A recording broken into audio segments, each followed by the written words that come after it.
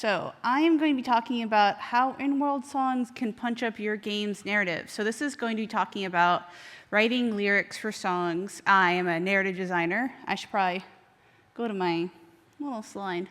Well, Well, okay. Senior narrative designer for Elsewhere Entertainment. You probably have seen our booth in the second floor. Previously, I've worked on Elder Scrolls Online, Spellbreak, I should say Elder Scrolls Online, which is an MMORPG that takes place in the Elder Scrolls universe, as well as Spellbreak, which was a battle royale game, and World of Warcraft. So I've worked on major AAA titles, and I've also worked on smaller studio III content, I suppose you could say. Well, nope.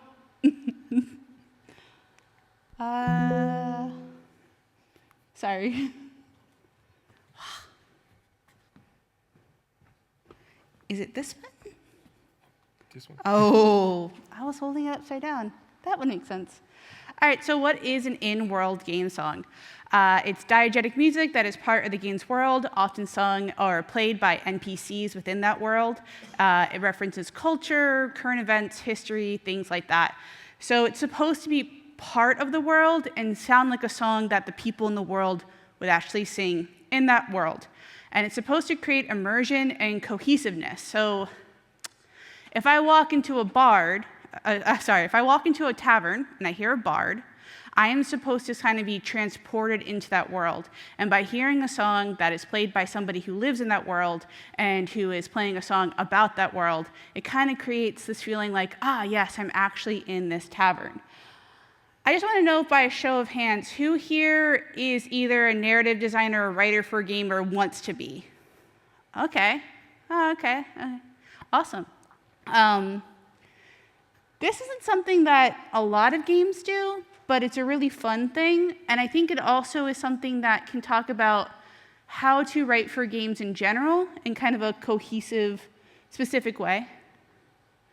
So here are some strong examples. If anybody has ever played BioShock Infinite, you'll know that there are songs within that world. Even though it takes place in the late 1800s, early 1900s, you can hear songs that are not part of that time period. So the first example that I remember when I played through the game is that there is a barbershop quartet who's playing an anachronistic version of a popular song such as God Only Knows by the Beach Boys. So when I walked into this big area and I saw a barbershop quartet singing the song, I was immediately intrigued. That doesn't go there. That's not a song that they should be singing. Why do they know that song? Why are they singing it? And you later learn that there's actually some timey-wimey technology that allows them to steal songs from the future. So I was immediately intrigued. Like the barbershop quartet, that was fine. That's something that belonged in that world. But the song they were singing didn't. And so that created kind of a question mark in my head, and I wanted to learn more. It created a really strong narrative moment that I still remember to this day. Another one is Dragon Age Inquisition. I just recently replayed through this one. There is Skyhold, the player's hub, and there is a tavern in that Skyhold, and there is a bard who sings songs, and she sings songs about you. That is a really cool thing because, hey, I'm the player, and I'm really, really cool right now. I'm saving the world. So yeah, bards should sing songs about me. And then she changed those songs throughout the entirety of the game to reflect what I had just done or what I had uncovered, which is really cool. Specific characters had songs. If you go into the lore, you can kind of see, for example, she has a song about Sarah, and Sarah will tell you, yeah, the bard wrote a song about me because she has a crush on me. Real cringe, right? So I learned more about that character. I learned more about the world. I'm intrigued. I'm interested. It's a really immersive experience, and it feels appropriate to the Dragon Age setting. Well, of course, with every game development, there is a pipeline. And so I'm going to specifically talk about the song pipelines that I have been through while writing lyrics for songs and games. Okay, so Elder Scrolls Online, right? When I wrote songs for this game, I knew that the location was already confirmed, right? We're going to go to Somerset with the High Elves, or we're going to go to Elsewhere with the Khajiit. And then the narrative team would be like, okay, we want bard songs in this content, and we want you to write lyrics because you know the content. You know what a Khajiit would sing. You know what a high elf would sing about. And so we were able to create lyrics that we thought would be really cool for that content. We also knew the story content, the quest we were going to do, the content of story that we wanted to highlight within our songs. The music would then be added later. So I would write lyrics, give that to the audio team. The audio team would make adjustments as needed, and they would add music because they were still kind of figuring out what music do we want for this region? Like what touchstones are we kind of looking at? What culture are we looking at? And then the songs would be recorded by voice actors who were professionally trained singers. So this pipeline was already established by the team when I entered into Elder Scrolls Online. So I kind of just was rolled into it. Whoop. Now, for Spellbreak, that was me. I asked for that because I'm special and I get things sometimes when I ask for them. So I actually asked this was a personal request to the leadership team because we were working with Emily O'Brien. And funny enough, Emily O'Brien had sung songs for Elder Scrolls Online. She had sung songs that I had written, actually. So I knew she was a professional singer. I knew she was also somebody who had done this before. And so I said, hey, we have her in for a session. And in America, at least, with our policies, you have to have a 3-hour-long session to even get a voice actor in the door sitting down. And so I was like, well, we have a few lines for her, but not enough for a whole session. Hey, let's bring her on, and can she do a song maybe? And they were like, yeah. And our audio lead, Dave Shumway, was like, I really want this too. This is a really cool idea. So he backed me up. So our pipeline was a little different because there was one of me and there was one of Dave. That wasn't the case in Elder Scrolls. In Elder Scrolls Online, there was many narrative designers and many audio designers, so we couldn't work as closely. There was also a lot of content to get through. So Dave was the one who actually suggested the tone and song reference for our Spellbreak song, which is going to be only one. I will be playing it. And then I wrote my lyrics based off of his core idea of what the tone should be, but I chose what we would sing about, what lyrics we would have. And then Dave created the music, and he was like, oh, can we adjust this? Can we change that? And then we recorded together with Emily O'Brien, whereas with Elder Scrolls, I wasn't able to be a part of those recording sessions. All right. So here are some considerations when you're writing song lyrics for games specifically. Where is the song being sung? Is it a town square? Is it a tavern? Is it by a campfire where everybody's kind of huddling around eating rations because zombies are coming, right? Where it takes place is incredibly important because that's going to really tell you what the tone and the vibe should be for that narrative moment. Who is singing the song? Is it a professional bard? Is it a mom singing a lullaby to her child, right? Knowing who that person is and what their background is, even just a bard, right, can be really important when writing these lyrics. What is the tone of the song? Is it somber? Is it sweet? Is it a love song? Is it a funny song, right? Think about that first. And then you want to know about your topic, of course. Is this a cultural touchstone? Is it a high elf singing about the divines, right? Is it a historical event? Is it something that happened in the past, a war or a battle? Is it a storyline or quest that's actually taking place right now and somebody singing about what you just did? That's all very important. And who is your audience, of course? If you're writing a kids game, you're going to want to write maybe more kids-friendly songs. If you're writing a mature game, you might want to have a more mature song in your game. Always important to consider who is your audience when writing anything for games, of course. Boop. Elder Scrolls Online. We're going to do some sample songs. So before I show you the song, I don't know who here has played Elder Scrolls. Who here has played Elder Scrolls before? Any of the Elder Scrolls games? Raise your hand, please. Okay, so a good bunch of you, but not everybody. So these are Argonians. They are lizard people in the Elder Scrolls universe, and they have something called a history. Histories have religious significance to the Argonians.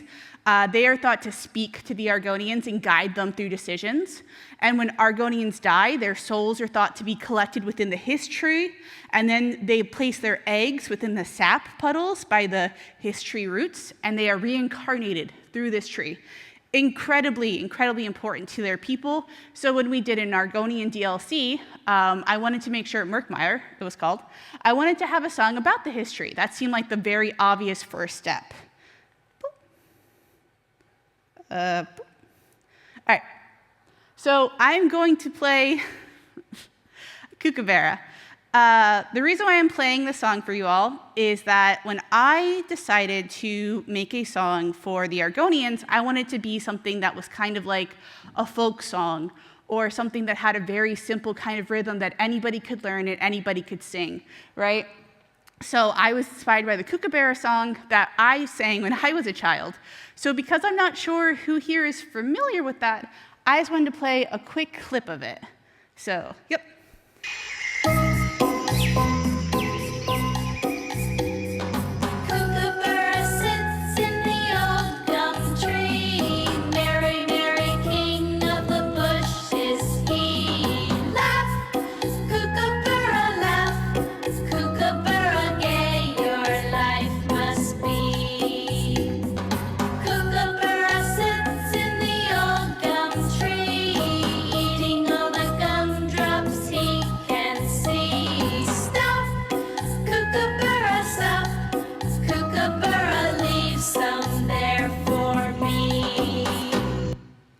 So I was inspired by that song, and I knew that if I could make lyrics that matched that song, it would have musicality to it. It would have rhythm to it. It would be something that I could sing, so somebody else could sing. And then, of course, the audio team was not going to put the Kookaburra song in the game. They were going to make new music to that. So this is what I wrote. This is the beginning of the song.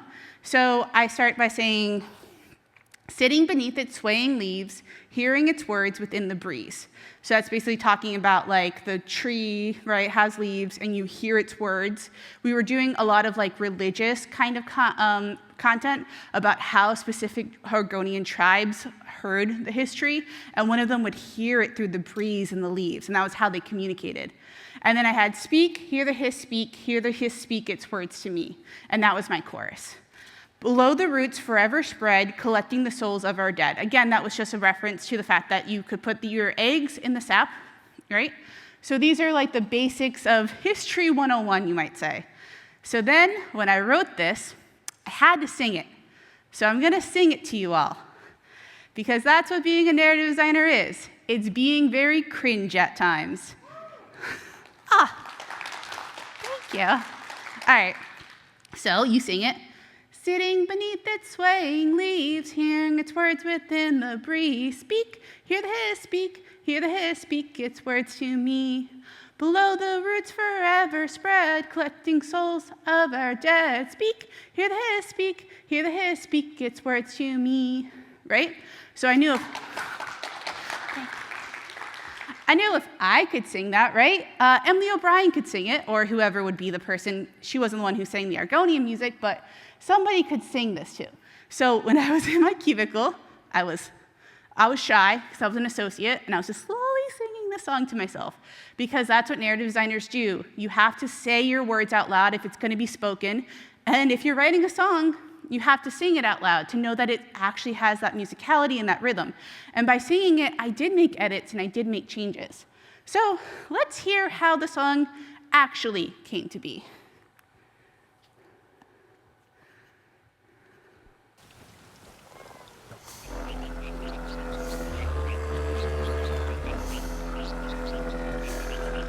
Sitting beneath its swaying leaves, hearing its words within the breeze.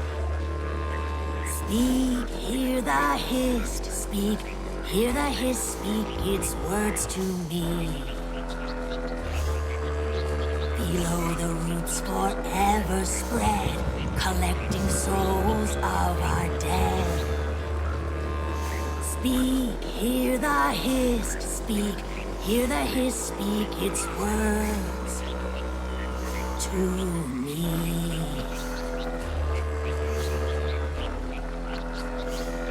From its sap we gain our life, by its judgment we and strive. Tribe and hist, sky and sun, all connected, all are one. all connected, all are one. Yeah, so that was the Argonian. That was an instrument that they have frogs within, and they release gases, and the different gases make it's very weird because Elder Scrolls is very weird.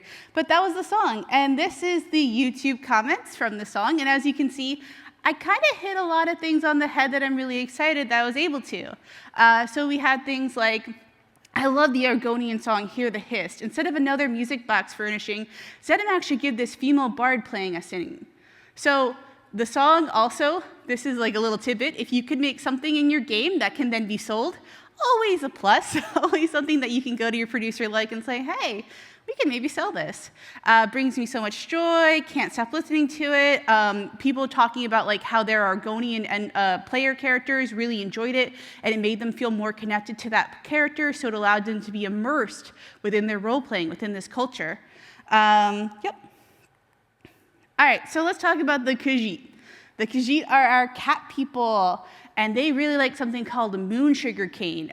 It's also, so moon sugar is a sugar, and it is something that they consume a lot. They put sugar in almost everything. They really have a sweet tooth. That's a big part of their culture. It must be grown under the moon's light. There are 2 moons in Tamriel, and yes, it is capitalized because they have a religious significance to it. So in text, we would capitalize moons when spoken by a Khajiit. So it's very culturally important, but it's also religiously important to them. It's also used to create skooma, which is a drug in the game. Right, so lots of importance. So I was like, if I'm gonna write a Khajiit song, the first song I wrote about was moon sugar. Hello to my next performance. But first, let's talk about what these lyrics are actually talking about. So the Khajiit are cats. They're very proud people. They really like their culture, and they have some neighbors that they think a little less of, or they like to poke fun at, I suppose, because, hey, those people are different from us.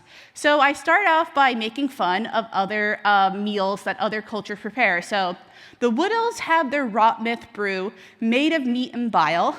The Wood Elves in Elder Scrolls cannot eat plants, so their alcohol is based off of fermented meat. So I would probably make jokes about that, and so do the Khajiit. And then we have the lizards eat their bugs and twigs and everything so vile. That's the Argonians, and that's obviously kind of making fun of their swampy home and their lizard nature. And then they talk about the Khajiit themselves. But those of us who walk the sands know life's greatest pleasure is strictly sweet, a tasty treat. It's moon sugar we treasure, right? Just talking about how much they love moon sugar. And then they say, fields drenched in moonlight, dewed with summer rain, brilliant green and growing tall, sweet moon sugar cane. Talking about the fact that they believe it's grown through the moon's light. Gifted by the moons as they wax and wane, fill our bowls and fill our souls, sweet moon sugar cane. Right? It's culturally significant, it's religiously significant, it's super important. So this is a song that I was able to just kind of come up with the music of my own. I thought of a sea shanty when I wrote this, and I thought it'd be something that would like a whole tavern, like we could all sing this together. Don't worry, you guys don't know the music, so you don't have to sing along with me. But the way that I was able to sing it when I wrote it was, the Wood Elves have their rot myth brew made of meat and bile. The lizards eat their bugs and twigs and everything so vile. But those of us who walk the sands know life's greatest pleasure is strictly sweet, a tasty treat. It's moon sugar we treasure. Fields drenched in moonlight, dewed with summer rain. Brilliant green and growing tall, sweet moon sugar cane. Gifted by the moons as they wax and wane.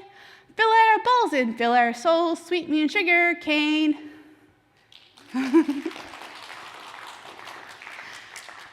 So I'm thinking, oh, it's a sea shanty. They're gonna love this one. It's great, I just sang it. Why don't they should just use that, right? That didn't exactly match what they wanted to do, and they did something very different. So I'm gonna show what actually came of the song.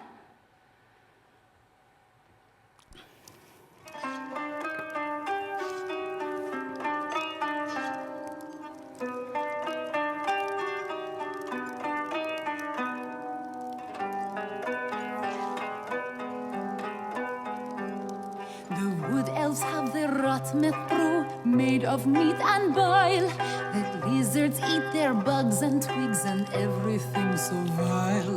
But those of us who walk the sands know life's greatest pleasure is strictly sweet. A tasty treat. It's moon sugar that we treasure.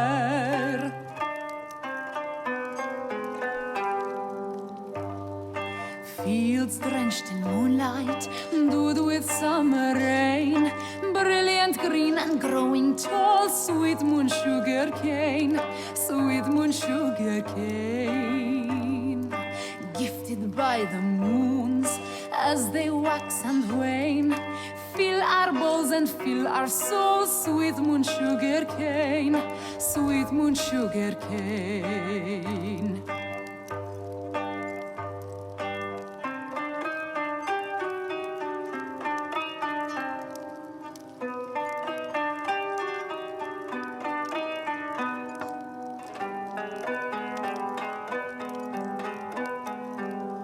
Sprinkle it on fine steak, glistening so sweetly.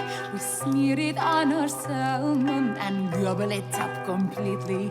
We bake it into our sweet treats. Don't you want a taste? So eat it quick and wash it down, 'cause nothing shall go to waste.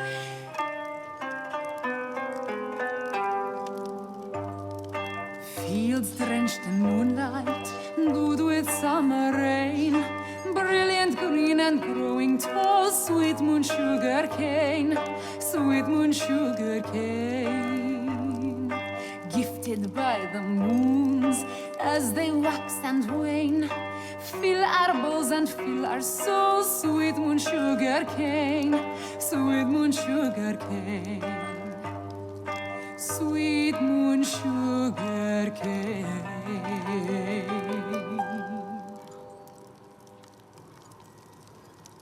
Right, so that was Emily O'Brien, actually, so we'll hear her a few more times. So, wow, that was really different. I heard that when it was done, and I was like, that wasn't really a sea shanty, was it? Came out great, by the way, but they were influenced by more South Asian music, instrumentation, kind of that vibe. And so they just kind of rearranged my lyrics. Well, they didn't rearrange them. They changed my lyrics to be something that was, more of like that beautiful melody of a song. It turned out really great, actually, but it just kind of shows you that, when you're having this big pipeline where maybe my ideas aren't what the final audio idea is going to be, things can change pretty drastically. That being said, fan reaction was really great. Beautiful voice, chill by this lady all the time. Every single time I run past her, I hear her faintly, and I have to come back, hear the whole thing.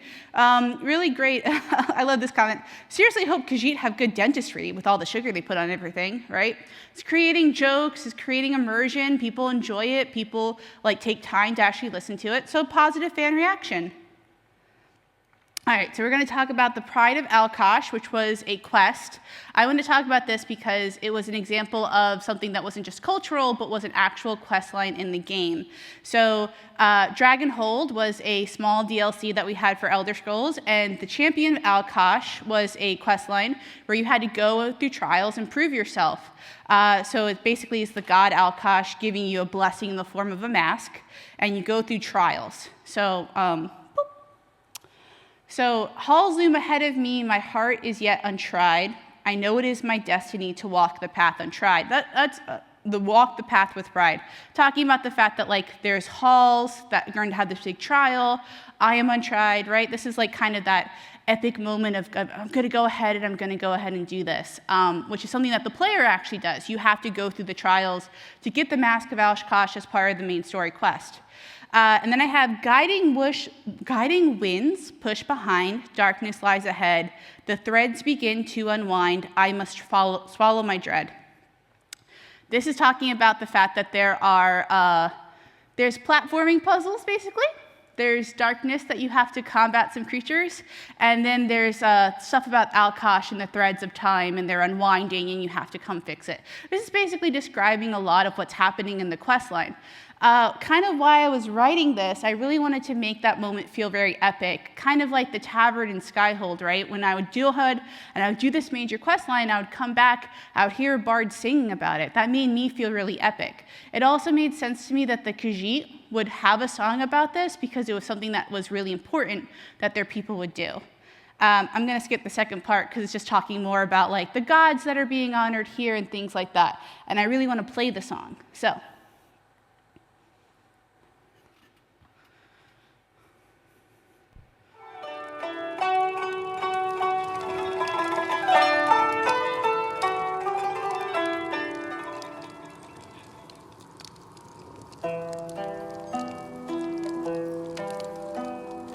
Halls loom ahead of me, my heart is yet untried.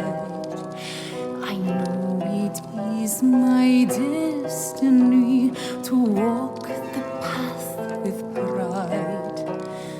Guiding winds push behind, darkness lies ahead.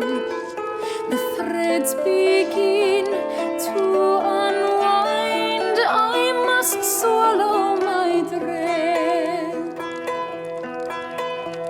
King Arthur's winds will guide me to brave the path with pride.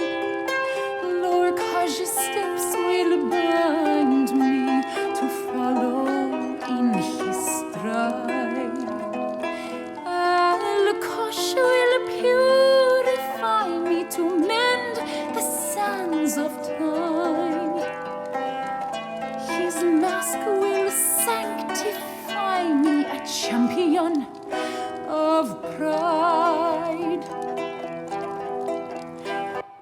Right, so as you can see, it kind of became a more somber melody with this song, which I really enjoyed. I thought that that really matched the tone because it's very kind of a somber ceremony moment of like, you know, this epic quest that you're going through. So again, we can see here through the YouTube comments that everybody really liked it. They really nailed Elsewhere. It feels like Elder Scrolls, such an immersive zone with a fantastic story and characters. Hey, you're welcome. Yeah, we did a great job. And then there was another one that said like, just figure that this is a quest, that this song refers to a quest. And somebody said like, oh, what quest is it? And they're like, I don't want to spoil you. You got to go ahead and do it. So players did understand like kind of what I was getting at there with the fact that I was highlighting this quest through the song. I really like this last one, which is a little bit long. Basically, somebody was like, oh, I hadn't logged in for years. And then I came to the town and I heard this song and I just stopped. And I was like so enthralled with this singer that I just had to take a moment to listen to her, which is great. Like I love that I created a world for people that they felt like they had to stop and take a moment and listen to things that I wrote. You know, that's always kind of the goal as a narrative designer. Spellbreak. All right, so I definitely want to make sure that we have time for questions. So I'm not going to go too fast because we only have one more song to review, but. Spellbreak lore. I don't know how many of you guys have played Spellbreak, but since it's a kind of a smaller game, smaller team, I just wanted to go through the major points of it. It's a battle royale where you use elements and gauntlets, and the elemental stones are called brillstones, and there's fire brillstones and toxic brillstones. Magic is outlawed. So the people who use magic are called vow breakers because they're breaking this vow to never use magic. The continent was mostly destroyed by an event called the Fracture. It's a bit of a post-apocalyptic game. And the continent is now referred to as the Hollow Lands because the lands are hollow. Lots of lore, I know. But then I wanted to talk about the lyrics a little bit, and it's a little bit hard to understand where the lyrics are coming from if you don't understand at least the basics of the song. So we wanted this to be a bit more of a somber song, me and Dave. The idea was that the main character, Vera Umberdane, who was played by Emily O'Brien, would kind of have a bunch of like young vow breakers who she was watching over. She was a bit of a leader in their group, and she was kind of singing about how important it was for them to use magic and to learn more about the fracture and what had happened using these stones of power, right, the brillstones. So stones of power, hear my plea, what is lost be more than memory. basically we want to make sure that what is lost is now found, and it's not just something that this whole homeland we used to call, the continent, can be returned to us. Stones of power guide my hand to restore a fractured land, right? Kind of talking about how they want to restore things that had been lost. Let your power be the spark, light the forge that has grown dark, rebuild the walls that tumbled down, stones of a broken vow. So I got a little cute here, and I was like, oh, let me use every element in the game in my lyrics. So be the spark, right? Electricity. Light the forge that has grown dark, that was fire, and rebuild the walls that tumbled down, right? That was stone, that was earth. And then we have through summer gale and winter's frost, we bear their poisonous hate. We break their chains and break their vows, masters of our own fate, talking about how the vow breakers are rebels. They are doing something illegal. Again, I'm using summer's gale for wind and winter's frost for ice powers. And then poisonous hate was supposed to be toxic. We the broken now shall mend by the knowledge that we tend. Stones of power guide my hand to reclaim these hollow lands. Again, just kind of reinforcing the fact that they will use magic and their knowledge of magic to help rebuild what they have lost. And then we're going to hear the song.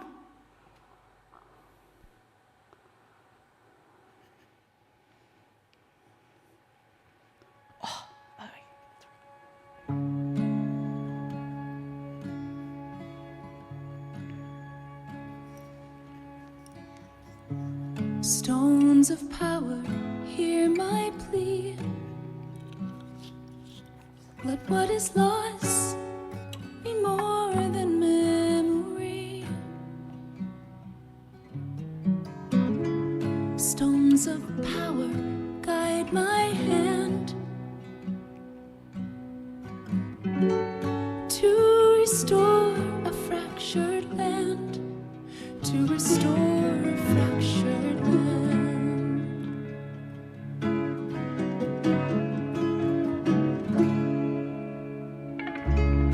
Let your power be the spark,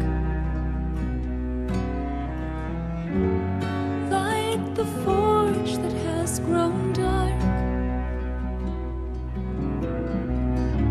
Rebuild the walls that tumbled down.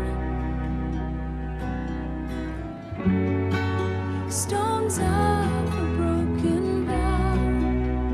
Stones of a broken vow.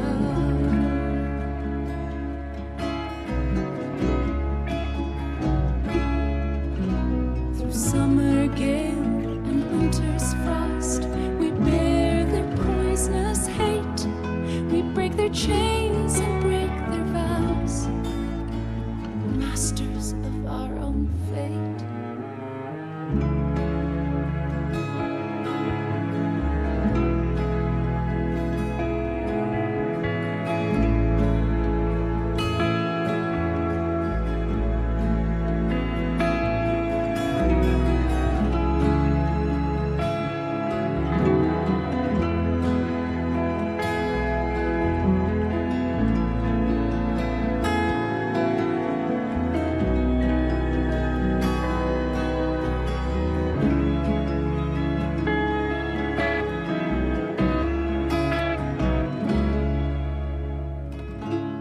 We the broken now shall mend by the knowledge that we tend. Stones of power guide my hand to reclaim these hollow lands, to reclaim these hollow lands, to reclaim these hollow lands, to reclaim these hollow lands, to reclaim these hollow lands.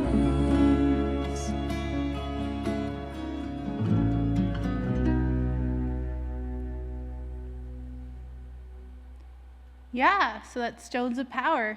A lot more powerful, I think, in touching when Emily O'Brien is beautifully singing it than when I'm just rushing through it, explaining the meanings behind it. Yeah, so we're going to talk about key takeaways that I would like you all to kind of take from this talk. Okay, so what can creating in-game songs do for your game? It can immerse players and evoke emotional responses. We saw that in the YouTube comments, but I kind of, I think a lot of us have maybe played a game where there has been a song in it that really touched us. I was recently playing through Baldur's Gate 3, and Alfira has that beautiful song and that beautiful moment in the Grove, which I missed the first time I played through the game, but eventually I found her. And it was a really touching moment. I'm kind of sad because the first time I played through it, I was a bard, and it would have been a really cool bard moment, but I got to experience that in other settings, which is okay. But it really did evoke an emotional response in the way that a lot of dialogue just can't.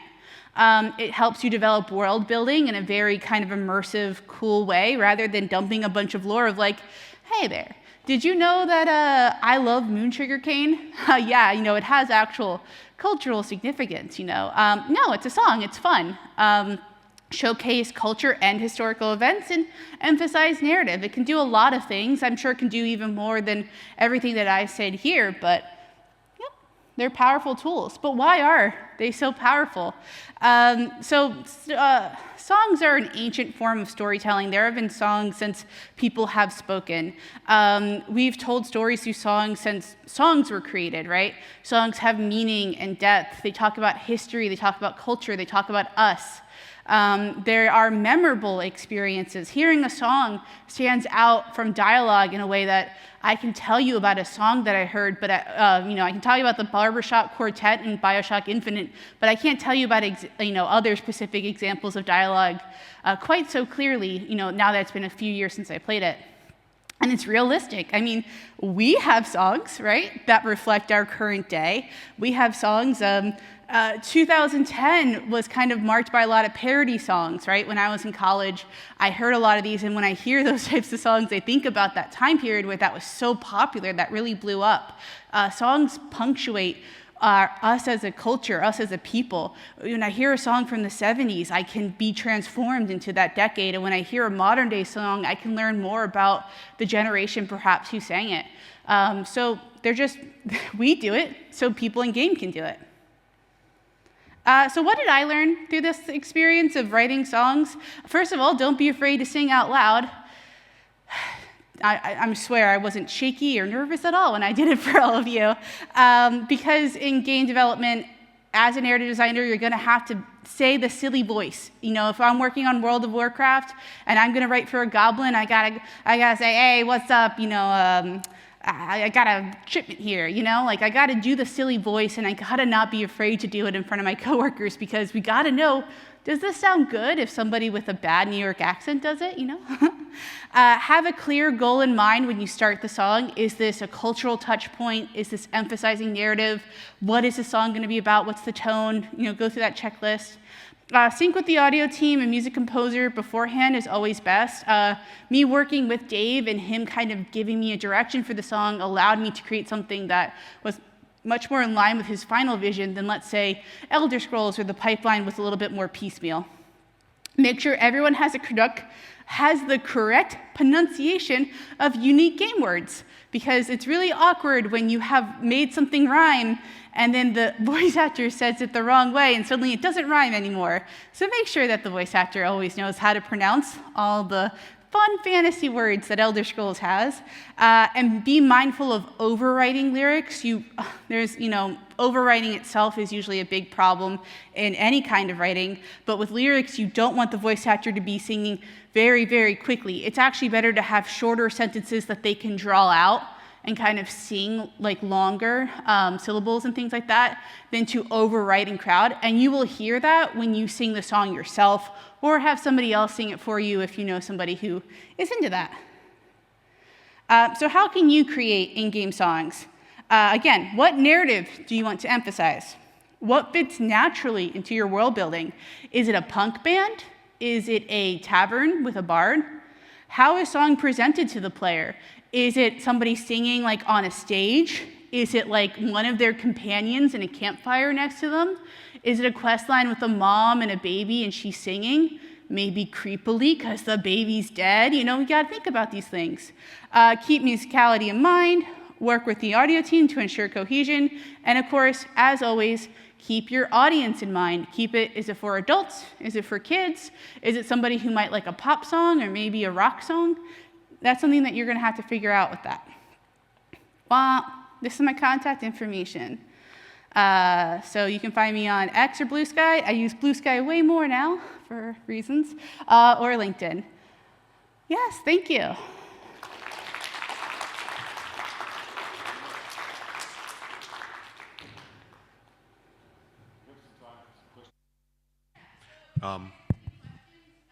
Come to the microphone. You can ask anything about narrative design, my work on Elder Scrolls or World of Warcraft. It does not have to be just about songs. So if you have any questions, maybe about working in AAA or anything like that, feel free to ask those. Oh yeah, go ahead. Hi, I wanted to ask a question about, okay, how much do you think about the translatability of the text when working on titles that can potentially be translated into other languages? Oh, that's a fun one. Elder Scrolls had a lot of text and everything was voice acted, and you had to fit it into UI. And if you guys didn't know, German words tend to be a lot longer than English words, and that was always the issue. There are other things like, for example, our Japanese translation localization person who was in-house would always ask, like, is this an older brother or a younger brother? Because in Japanese, they would say those words differently. So there are a lot of things that I had to take in consideration that I just had to learn as I went. But yeah, you want to make sure that things fit within your UI. So either having UI that can expand or making sure that there's enough room that the UI can have those languages. Of course, you also want to be culturally sensitive. One time I named a Khajiit something that our Ukrainian head of character art told me was a slur, and I did not know. And so I had to change that name in particular because yeah, I was going to ship like that. I also named somebody a dark elf, a name that meant beef in Korean. Luckily, fans really liked that, so she was just beef. So things like that can be kind of things that you have to take into account. With song lyrics, I'm not sure what the process was. I do think we did translate the songs, at least for Elder Scrolls. We did not do that for Spellbreak. So just making sure that you understand kind of like your constraints of what localization is going to be, and also to give information that's needed based off that language. Just kind of good rules for any writing that's going to be translated. Good. Hi, thank you for the lecture. It was great. Actually, my first question was also about translation, so I guess I won't drag on about that. But I wanted to ask you if you had any previous experience with writing lyrics, or was that something that you just learned along the way? Right, no, yeah, I just wrote songs for the game. I had never written music before. Which is why I think I used the shorthand of using a song that already existed and then creating lyrics for that. I do not write music and I do not play music, so I wasn't able to kind of do that. I had written poetry in my studies in university, but I had never written songs before, no. So I guess this is kind of a cheap and dirty way to do it if you are interested in doing something like that, or you need to because your job requires it. I was also able to work with the audio team, and they would make adjustments as needed to the lyrics, so they kind of were a way for us to do that to make sure it could translate into the music that they were wanting for the game. Yeah. Thank you very much. Yeah, no problem.